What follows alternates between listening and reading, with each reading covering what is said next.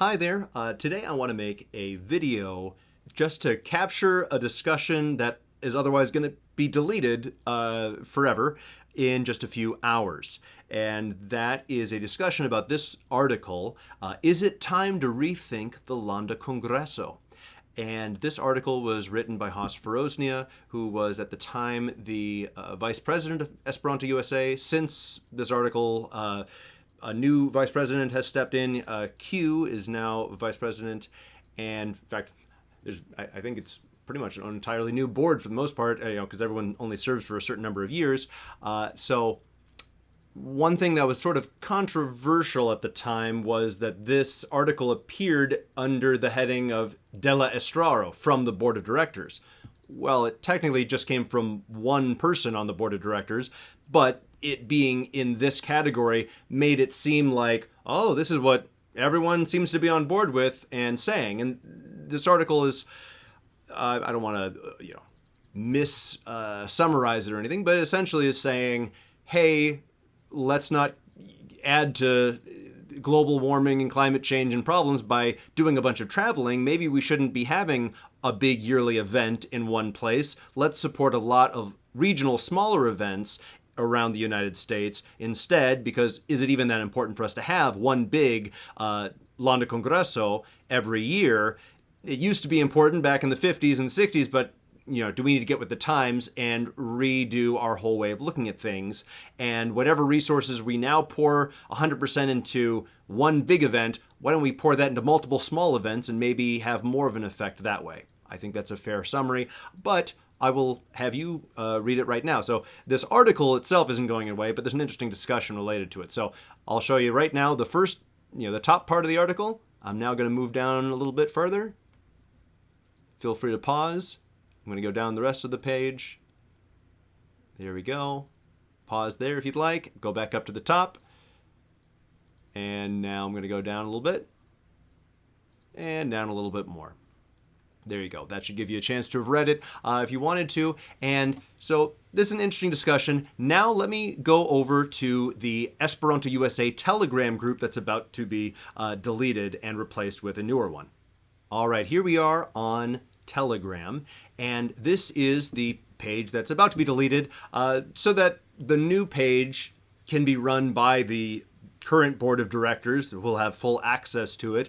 When you create a page, the person who creates the page then has a certain level of ownership that's hard to transfer over, and you have to get the settings just right off the bat, or it gets hard to reshape the page later. So, okay, that's fine. I just saw a couple days ago this announcement, last chance to join our new active Telegram group, because this inactive one is about to get deleted on the 1st of August, which is going to be about 10 minutes from now. So, I wanted to document. You can see here that this was, for a while, just a place to repost the latest articles from the bulletin. But this is better than nothing, because for a while we didn't have a page like this to weigh in and give immediate feedback publicly about a given article. If you agreed with it and said, yeah, I agree, more of that, or disagreed, hey, I don't know about this.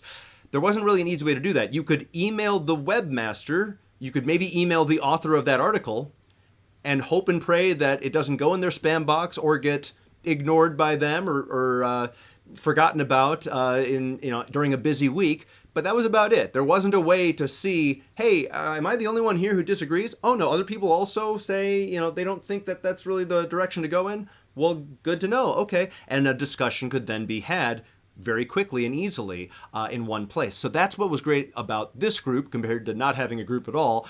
There's a new group that I'll get to in a moment that is hopefully even more streamlined for better discussions. But as you can see, not a ton of comments under most of these, with the exception of that one that we just looked at. So let's take a look. See, when I went to export this group chat, it would only let me export this main page, just a bunch of links to articles. Any sub-discussions, like these 52 comments, didn't end up in that file exported. So this is about to get deleted. So let's scroll back up to the top and give you a chance to look over these thoughts, because a lot of people weighed in and even had some really inspiring words about the importance of Esperanto in-person gatherings that I think are worth conserving in one way or another.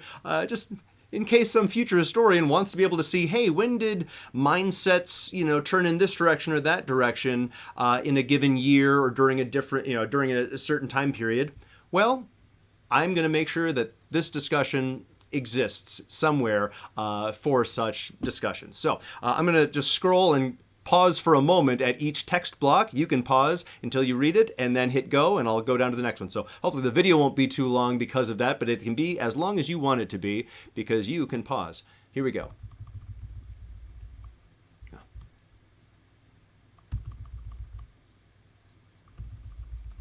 And you can see everyone's names on there as we go.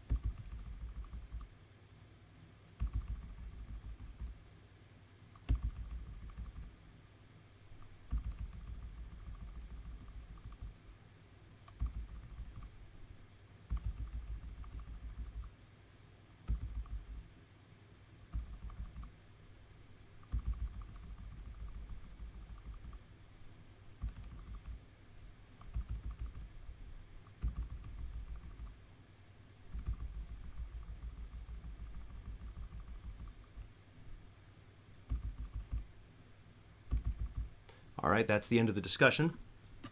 And if we go back here, you'll see where there's a link to the new channel, Amikoj de Esperanto-USA. And on that channel, you can see what people are up to. And so I encourage you to check out that new channel.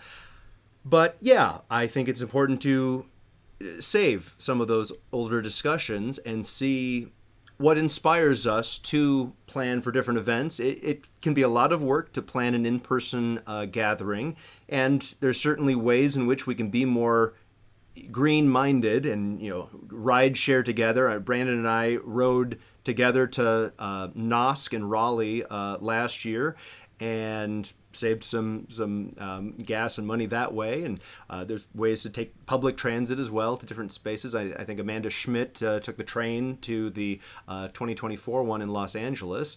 And so there's a variety of ways to be smart in how we travel, but perhaps it is still worth it, even in a warming planet, to be meeting up in person. Because I'm the one talking here, I've got a nice microphone, I don't want to manipulate anyone into siding with my opinions on a given topic or not. I just want to say it's really great that we have social media places where we can weigh in and discuss things immediately, and everyone can weigh in, and things don't just get lost in email threads or potentially ignored. During my time on the board of directors, I did find that there were discussions and requests and things sent in that were not answered always in a timely fashion, or in some cases ever at all, and that caused some frustration, and there was some damage control that had to be done after the fact there with various people. And so I'm glad that things are getting into a better place. I think we had a new policy that we put into place where anything that's sent will automatically also be sent to the secretary to make sure that even if someone just messages the president or the webmaster or the editor of the newsletter, that it'll always go also to our secretary, Charlotte, so that she can double check that, hey, you did respond to this person, right? So there have been steps made to make sure that things don't kind of fall by the wayside by mistake. So I see improvements happening, which is awesome. And I just want to make sure that improvements and changes of opinion and changes of direction are documented well along the way, and that it's not hard to access that information later. That is all. Thank you guys so much for watching. If you're not already, I hope you start working on your short films for the American Good Film Festival. You have until October 10th to put something together. You can make anything. A charming slideshow talking about your family vacation would be fun to watch. And just make sure there's a spoon in there somewhere. That's the required prop this year. That's all I have for you today. Thank you guys so much for watching. And in this case, thank you so much for stopping and reading all of this historical information about Esperanto-USA. And have a wonderful day.